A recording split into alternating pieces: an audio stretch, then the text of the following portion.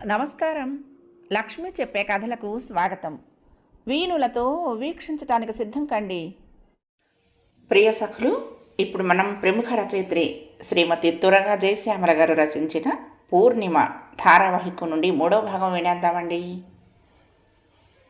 మరో 2 నిమిషాలు గడిచాక పూర్ణిమ తిరిగి వచ్చింది. చేతిలో గుత్తిలా ఎర్ర గులాబీలు పట్టుకుని. ప్రభాకర్ ఒక్కడే నిలబడి ఉండటం చూసి సారథి కోసం కళ్ళతోనే వెతికింది. అది గమనించిన ప్రభాకర్, మీ అన్నయ్య అటు వెళ్ళాడు, ఇప్పుడే వస్తాడు అని చెప్పి తన ముందుకు కదిలాడు. అతని వెనకనే నడవడానికి ఒక క్షణం భయపడినట్టుగా ఆగిపోయింది పూర్ణిమ. ఎందుకో అప్రయత్నంగా వెనుతిరిగి చూసిన ప్రభాకర్కి ఆమె అలా నిలబడిపోవటం కనిపించి రండి అన్నాడు. అతను పిలవగానే ఆమె కనురెప్పల రెప్పరెప్పలాడుస్తూ నెమ్మదిగా కదిలింది. అలా నడుస్తూ నడుస్తూ అకస్మాత్తుగా ఆగిపోగానే వెనక్కి తిరిగాడు ప్రభాకర్. తల ఉంచుకొని అతని వెనుకనే వస్తున్న పూర్ణిమ అతను అలా హఠాత్తుగా ఆగిపోవడంతో అతని సమీపంగా వచ్చి ఆగిపోయి అయోమయంగా భయంగా చూసింది. ఆమె కళ్ళల్లో రెప్పరెప్పలాడుతున్న భయాన్ని చూసి, ఏం నేనంటే భయమా? ఆమె కళ్ళల్లోకి సూటిగా చూస్తూ అడిగాడు. కాదు. మరి? ఏమో అమాయకంగా అంది. సిడ్లీ చటుక్కున పూర్ణిమ బొగ్గ మీద చిటిక వేసి గిరుక్కున వెనక్కి తిరిగాడు. అసలు అతనేం చెప్పబోయి అలా ఆగాడో అర్థం కాని పూర్ణిమ చిత్తరువులా అక్కడే నిలబడిపోయి వెనకగా అతన్నే చూస్తూ ఉంది. 4 అడుగులు ముందుకు వెళ్ళి వెనక్కి తిరిగి చూసిన ప్రభాకర్ పూర్ణిమను రండి అన్నాడు.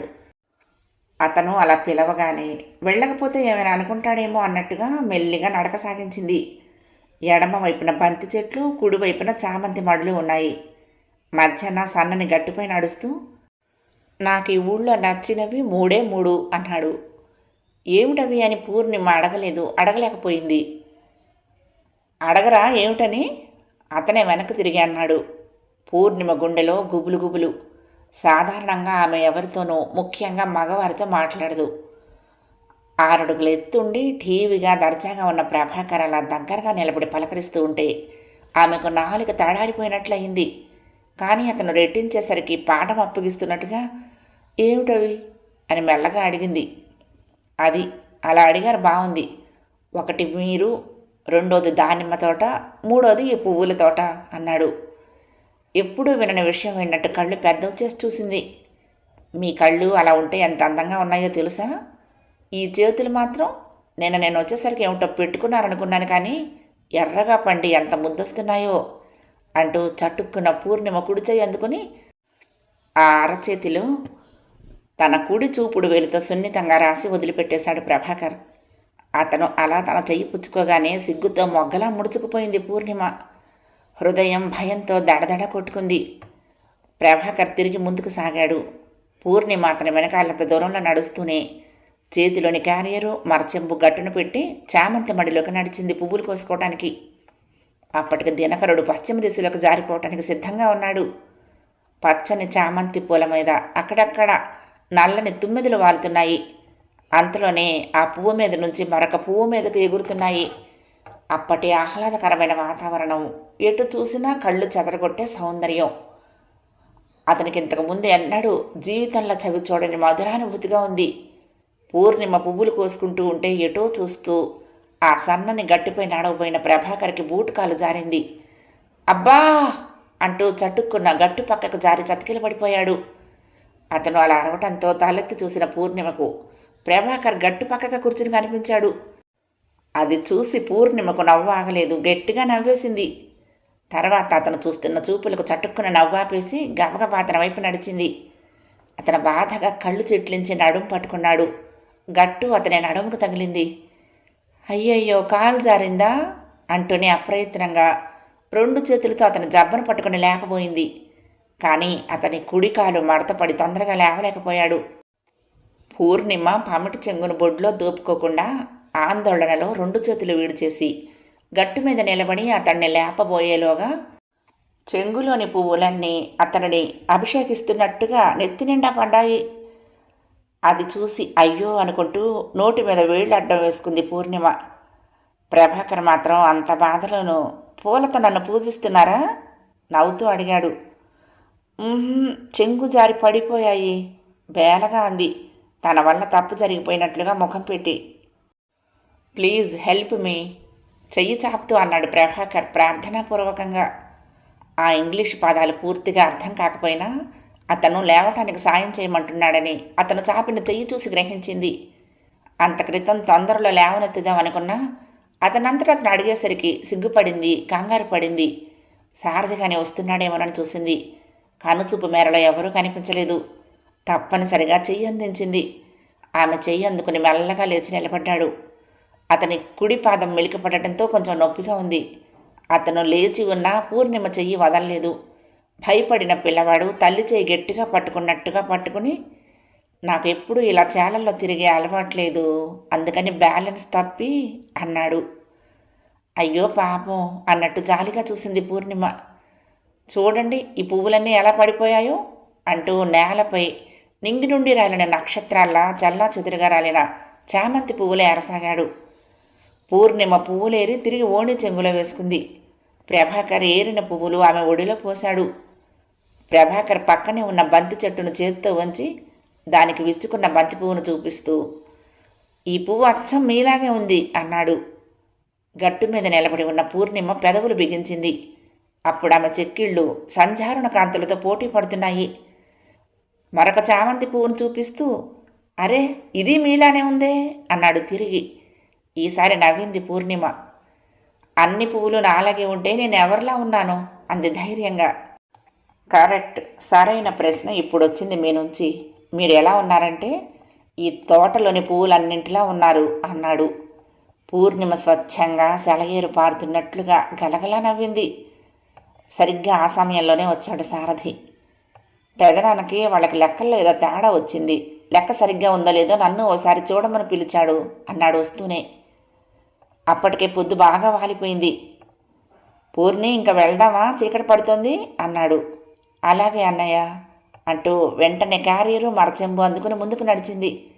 ఒకటి నాకివ్వు అంటూ పూర్ణిమ చేతిలోని క్యారియర్ అందుకున్నాడు సారథి. ముగ్గురు ఒకరి వెనుక ఒకరు ఇంటి ముఖం పట్టారు. మరుసటి రోజు చాలా ఉదయాన్నే మెలకు వచ్చింది ప్రభాకర్కి. లేచి బ్రష్ నోట్లో పెట్టుకుని వీధి అరుగు మీదకు చేరాడు ముఖ ప్రక్షాళనం కోసం. అప్పటికే పూర్ణిమ వీధి మెట్ల కిందుగా ముగ్గు పెడుతోంది. ఎన్నో చుక్కలుగా పెట్టి 2 వేళ్ల సందుల్లో నుంచి పిండి జారుస్తూ పెన్సిల్ గీతల్లా సన్నగా మెలికలు తిప్పి చుక్కలన్నింటినీ ఒక క్రమబద్ధంగా కలిపి అందమైన ముగ్గులా చేస్తూ ఉంటే విస్మయంగా చూస్తూ నిలబడ్డాడు ప్రభాకర్. పళ్ళు తోముకోవటం మర్చిపోయాడు. ముగ్గు పెట్టడం పూర్తయ్యాక పూర్ణిమ ఒకసారి బాగా వచ్చిందో లేదో చూసుకుంటూ నిలబడి అలా ఓకగా తలెత్తి అరుగు మీద నిలబడి ఉన్న ప్రభాకర్ని చూసి పెదవులు విప్పకుండా నవ్వింది. అంత ముగ్గు ఎలా వేశారు? చాలా ఆశ్చర్యంగా అడిగాడు ముగ్గును చూస్తూ. చేత్తో కిలకిలా నవ్వుతూ ముగ్గు బుట్ట పుచ్చుకుని లోపలికి పోయింది. ఆమె సమాధానానికి ప్రభాకర్కి నవ్వొచ్చింది. ఆ రోజే సారథి ప్రభాకర్ని ఆ ఊరు 4 మూలలో తిప్పి చూపించి తీసుకొచ్చాడు. మరుసటి రోజే సారథి ప్రభాకర్ హైదరాబాద్ వెళ్ళిపోయారు. సారథి హైదరాబాద్ వెళ్ళిన 4 రోజులకే హఠాత్తుగా తిరిగొచ్చాడు. అతను వచ్చేసరికి అనంతయ్య ఇంట్లోనే ఉన్నాడు. ఇదేమిట్రా ఇలా ఊడిపడ్డావు, మొన్ననే కదా వెళ్ళావు? ఆశ్చర్యం దాచుకోలేక ప్రశ్నించాడు. అది కాదు పెదనాన్న, మొన్న నాతో నా స్నేహితుడు వచ్చాడు చూసావా? ఆతృతగా ప్రశ్నించాడు. చూశాను అన్నట్టు చూశాడు అనంతయ్య. అతను నీ దృష్టిలో ఎలాంటి వాడంటావు? బాగుందిరా నీ ప్రశ్న, ఇది అడగటానికి హైదరాబాద్ నుండి వచ్చావా? కాదు పెదనాన్న, చెప్పు. 2 రోజులు ఉండి వెళ్ళిన వాడి మీద అభిప్రాయం ఏముంటుందిరా? కాకపోతే అబ్బాయి మంచివాళ్లాగానే కనిపించాడు, అందమైన వాడు కూడాను అన్నాడు అనంతయ్య. అయితే అతని మీద నీకు సరైన అభిప్రాయం ఏమీ లేకపోతే నేను ఒక అభిప్రాయం చెప్తాను విను. ప్రభాకర్ కలవారి అబ్బాయి అని ముందే చెప్పాను. అతనికి తల్లిదండ్రులు లేరు. సుమారు 2 ఏళ్లుగా అతనితో నాకు బాగా స్నేహం. ఇప్పటికి తెలిసినంతవరకు అతను చాలా మంచివాడు, ఎటువంటి చెడు అలవాట్లు లేవు. ఉద్యోగం ఏది చెయ్యకపోయినా అతని బంధుమిత్రులు చేస్తున్న వ్యాపారాల్లో అతనికి షేర్లున్నాయి. పైగా హైదరాబాదులో అతనికి పెద్ద మేడ, కారు, ఇల్లంతా నౌకర్లు ఉన్నారు. సారథి చెబుతూ మధ్యలో ఆగాడు. నిజమేరా, అయితే ఇందులో నాకు ఉపయోగం ఏమిట్రా? అనంతయ్య తాపీగా చుట్టుకుంటూ అడిగాడు. ఉంది పెదనాన్న, లేకేం? మొన్న అతను ఇక్కడికి వచ్చినప్పుడు మన పూర్ణిమను చూశాడు కదా, అతనికి మన పూర్ణిమ చాలా నచ్చిందిట, పెళ్లి చేసుకుంటానన్నాడు. సారథి స్వరంలో అంతులేని సంతోషం. చుట్టుకుంటున్న అనంతయ్య పని ఆపి సారథి ముఖంలోకి నిశితంగా చూస్తూ, ఏమిట్రా నువ్వనేది? నిదానంగా అడిగాడు. అవును పెదనాన్న, అతనికి కట్నం లాంటివేమీ వద్దుట. మనకిష్టమైతే పూర్ణిమనే చేసుకుంటానని నన్ను అడిగి రమ్మనమని చెప్పాడు. పూర్ణిమ అదృష్టవంతురాలు పెదనాన్న. లేకుంటే అతని లాంటి ధనవంతుడు కోరి ఈ పల్లెటూరు పిల్లని చేసుకుంటానంటమేమిటి? నిజమేననుకో, లేడికి లేచిందే పరుగనుకుంటే ఎలా కుదురుతుంది? మనం ఆలోచించుకోవాలి కదరా. అతని చరిత్ర అది. కయ్యానికైనా వియ్యానికైనా సమాన స్థాయి చూసుకోవద్దు అన్నాడు అనంతయ్య. సారథి అకస్మాత్తు రాకకు విస్మయంతో వచ్చి అక్కడ నిల్చున్న జ్ఞానాంబ విషయం విని ఎలా జీర్ణించుకోవాలో తెలియక నిర్ఘాంతపోయింది. గోడ పక్కగా నిలబడి సారథి మాటలు విన్న పూర్ణిమ ఏదో తెలియని భయంతో గుండెలపై చెయ్యి వేసుకుంది. నువ్వు చెప్పింది నిజమనుకో పెదనాన్న, కానీ అతను పూర్ణిమనే చేసుకోవాలని చాలా పట్టుదలగా ఉన్నాడు. నీకొచ్చిన సందేహాలన్నీ నేను అతనితోనే అన్నాను. కానీ అతను అవేమీ లెక్క చేసే స్థితిలో లేడు. చేసుకుంటే పూర్ణిమనే వివాహం చేసుకోవాలని ఉందంటున్నాడు. కాదనటానికి నాకు కారణం కనిపించడం లేదు. ఏమో, పూర్ణిమ నుదుటిన ఈ అదృష్టం రాసి ఉండొచ్చు. నా దృష్టిలో పూర్ణిమను అదృష్టం వరించినప్పుడు మనం వద్దంటే మోకాలు అడ్డుపెట్టడం లాంటిది అవుతుంది అన్నాడు సారథి. అనంతయ్య మౌనంగా ఉండిపోయాడు అంతా విని. పెదనాన్న, నేను మళ్ళీ రేపు ఉదయమే వెళ్ళిపోతాను. ఏ సంగతి పెద్దమ్మతో కూడా ఆలోచించి చెప్పు అన్నాడు సారథి.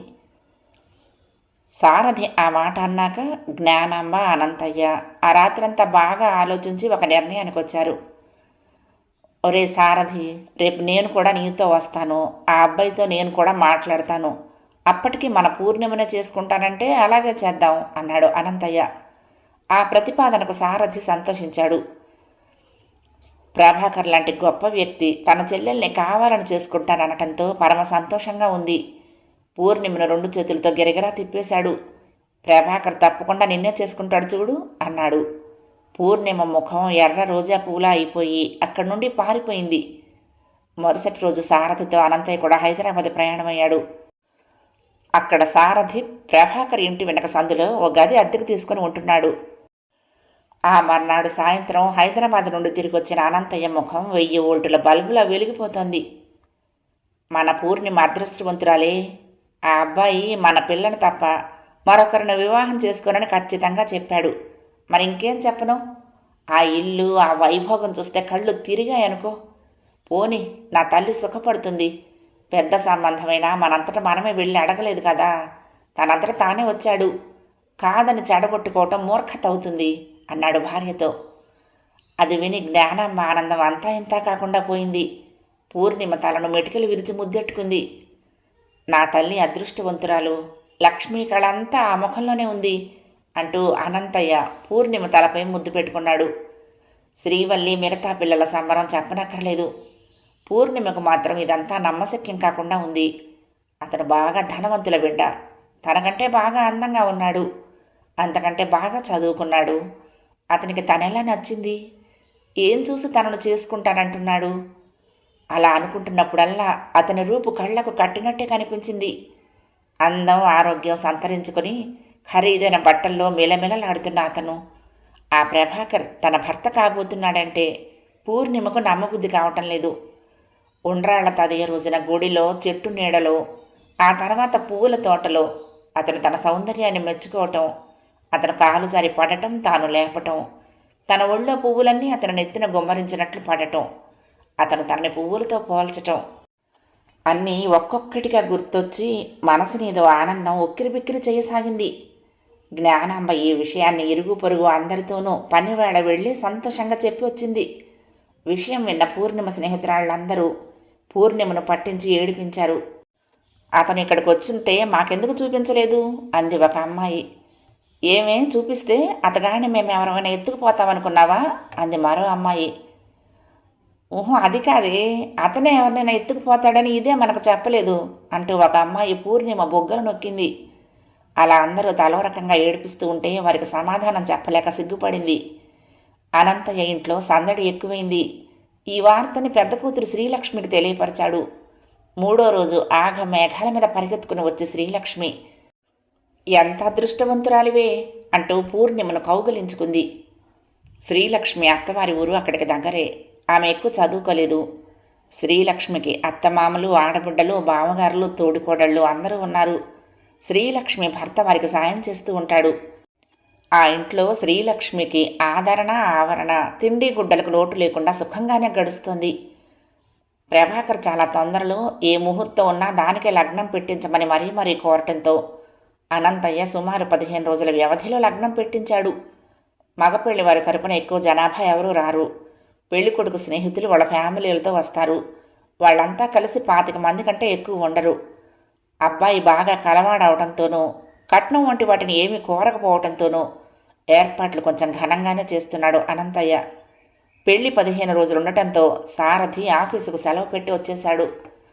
పెళ్లివారు పట్నం వాళ్ళు నాగరికులు అవటంతో పిండి వంటలు పల్లెటూరు చేయటానికి వీల్లేదని సిటీ నుంచే వంట బ్రాహ్మణులను తెప్పించి వాళ్ళు మెచ్చుకునేలా వంటలు చేయిస్తానన్నాడు సారథి.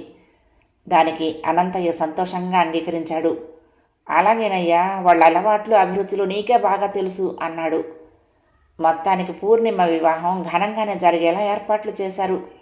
లగ్నం ఆ రాత్రి అనగా ఉదయమే పెళ్లివారు 4-5 కారుల్లో వచ్చారు.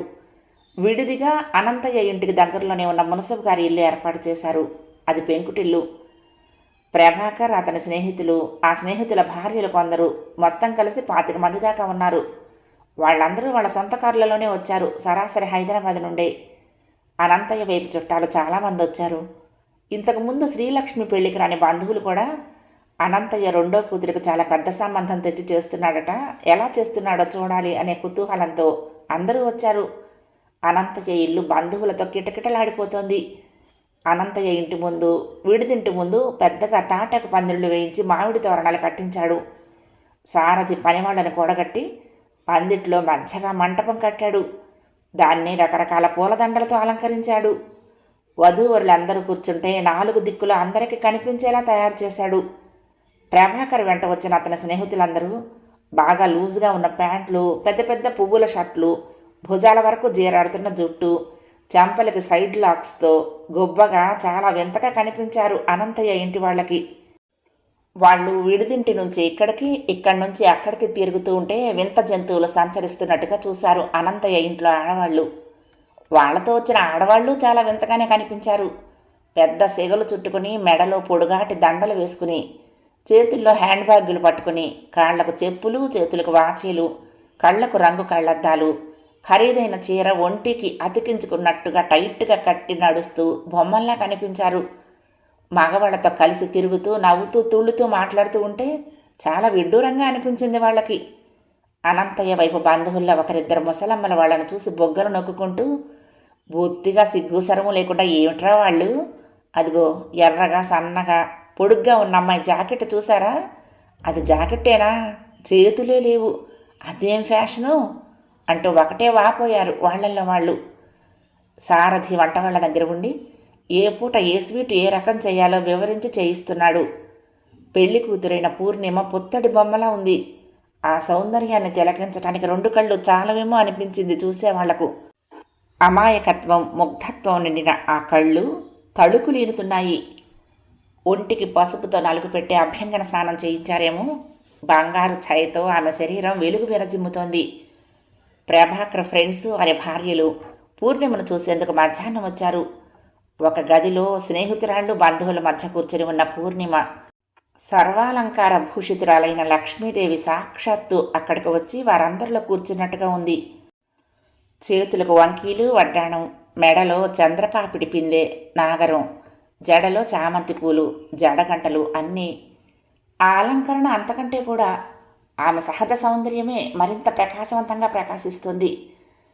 వాళ్ళు గదిలోకి వచ్చేసరికి పూర్ణిమ చుట్టూ కూర్చున్న ఆడవాళ్లలో కొందరు లేచి బయటికి రువ్వును దూసుకుపోయారు. మరికొందరు దూరంగా జరిగి గోడలు కొంటుకుపోయినట్టుగా నిలబడ్డారు. పూర్ణిమ వారిని చూసి చటుక్కున లేచి నిలబడింది. ఎర్రని పట్టుచీర కట్టుకుని పూల జడతో నిలబడి ఉన్న పూర్ణిమను చూసి కొందరు ఫైన్, వెరీ ఫైన్ అన్నారు పైకే. She is a village girl, very గాడి అని కొందరు చిరునవ్వులు నవ్వుతూ బయటకు వెళ్ళిపోయారు. ఆడవాళ్లలో ఒక అమ్మాయి యువర్ నేమ్ ప్లీజ్ చాలా సన్నని కంఠంతో అడిగింది పూర్ణిమను. ఆవిడ తనేదో అడుగుతుందని అర్థమైంది, కానీ ఏం అడిగిందో అర్థం కాలేదు పూర్ణిమకు. పక్కనే నిలబడిన తన స్నేహితురాళ్ల వైపు బెత్తరపోయినట్టుగా చూసింది. వాళ్ళు అంతకంటే తెల్ల ముఖాలు వేసుకుని వచ్చిన ఆడవాళ్లను నఖశిఖ పర్యంతం చూస్తున్నారు.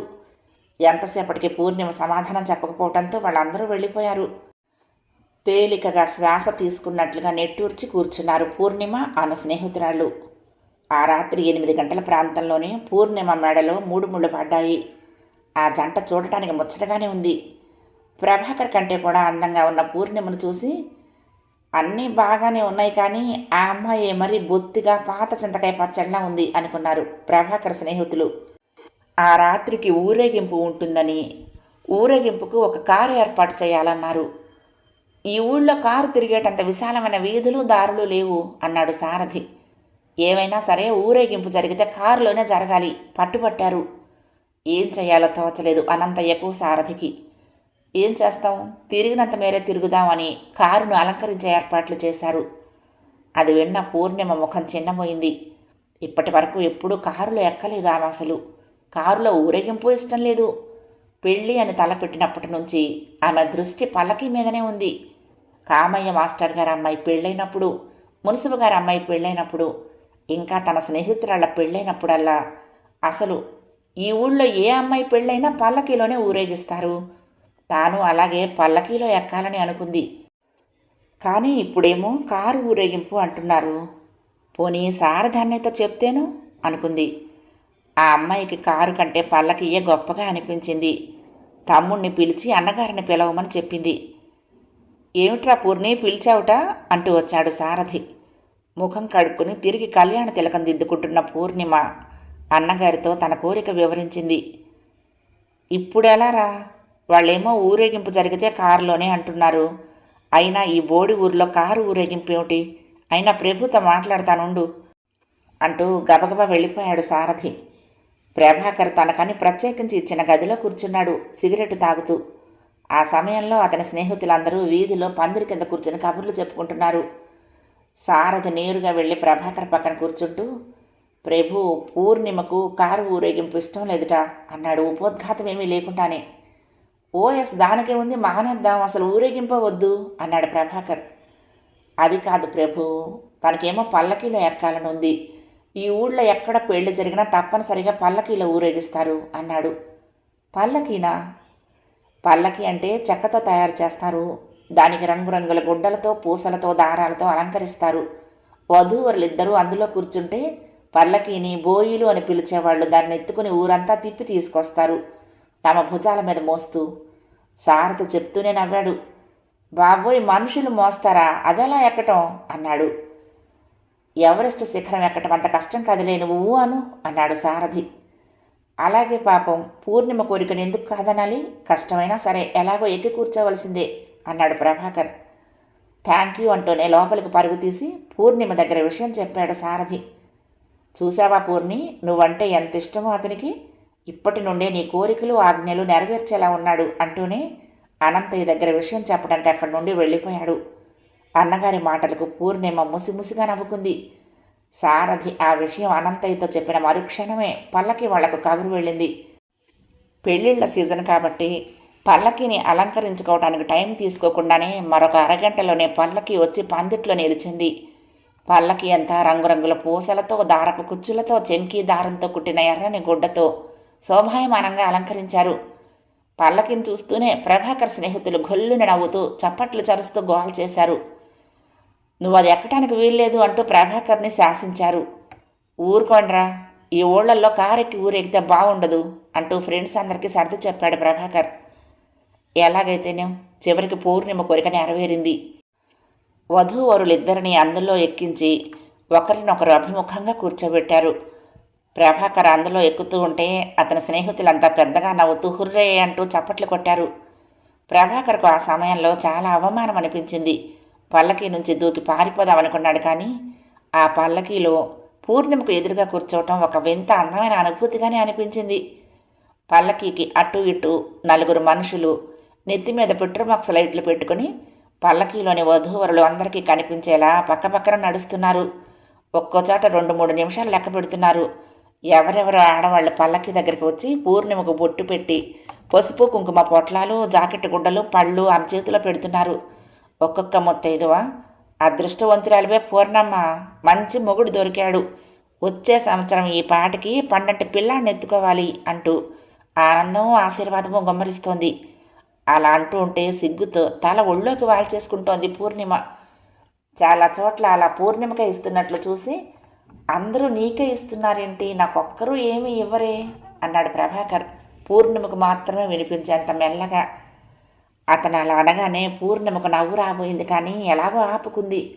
నిద్రలేమి, అలసట, సిగ్గుతో బరువెక్కిన రెప్పలను మెల్లగా ఎత్తి అతని వైపు ఓసారి చూసి తలదించేసుకుంది. అలా అర్ధరాత్రి వరకు ఊరంతా తిప్పి ఇంటికి చేర్చారు పల్లకి బోయిలు.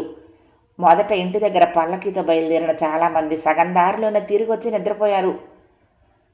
మరుసటి రోజు ప్రభాకర్ పూర్ణిమను తనతో కూడా తీసుకువెళ్తానన్నాడు. అనంతయ్యకు జ్ఞానాంబకు దుఃఖం ఆగలేదు.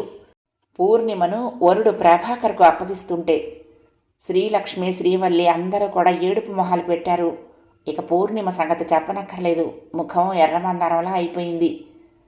తన పాదాలకు నమస్కరించిన కూతుర్ని కౌగులించుకున్న జ్ఞానాంబ, చూడమ్మా పూర్ణి, పెళ్ళైన ఆడదానికి దేవుడైనా మరెవరైనా భర్త తర్వాతనే ప్రాధాన్యం. నీకు అక్కడ మంచి చెడ్డలు వివరించడానికి చెప్పడానికి నీకు అత్తమామలు కానీ ఆడబిడ్డలు కానీ లేరు. జాగ్రత్తగా ఉండు తల్లి. ఎటువంటి సందర్భంలోనూ భర్త మాటకు ఎప్పుడూ ఎదురు చెప్పకు.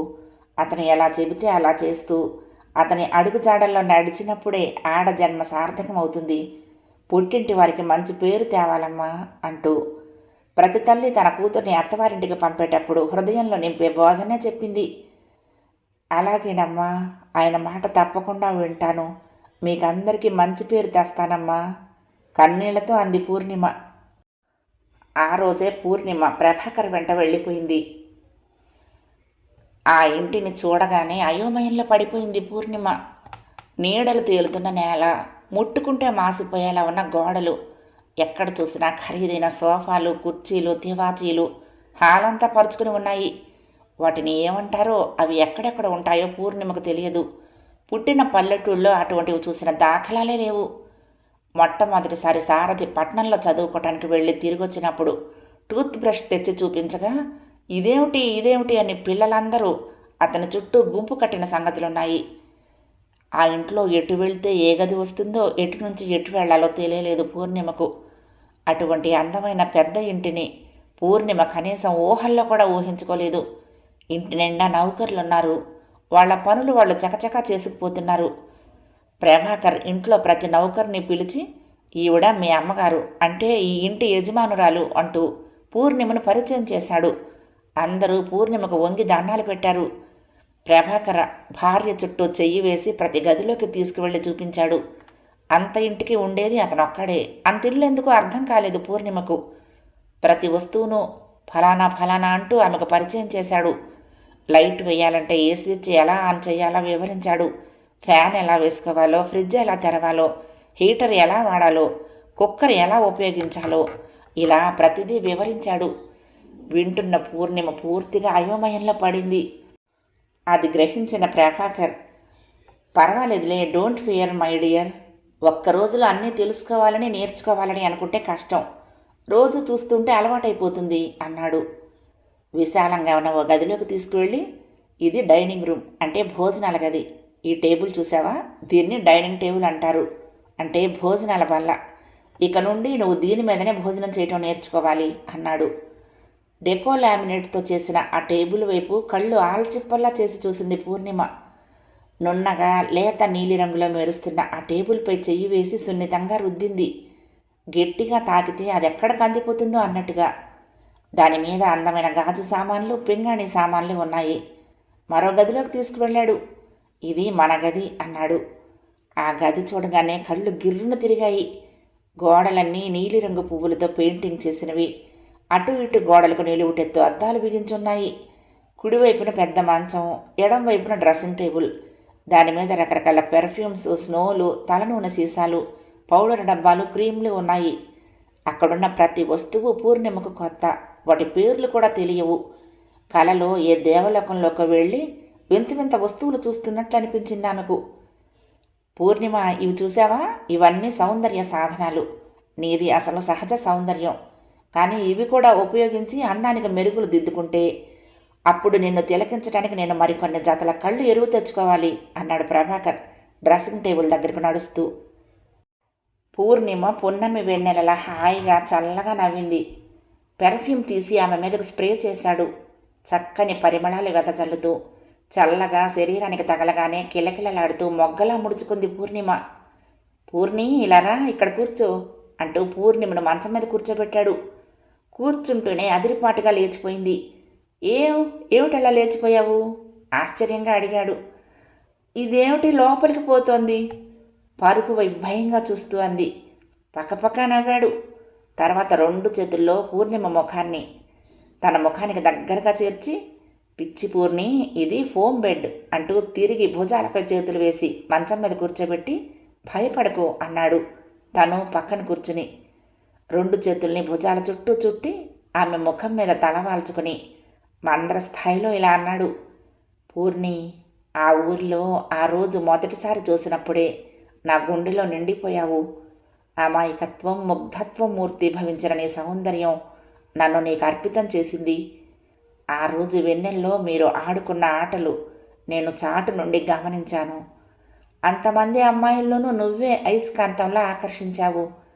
చెంగలవల వెన్నెల్లో పరుగులు పెడుతూ ఆడుకుంటున్న నీ సౌందర్యం, ఆ తర్వాత పువ్వుల తోటలో నిన్ను చూడగానే భయంతో రెపరెపలాడిన నీ కళ్ళు నన్ను మంత్రింపచేశాయి.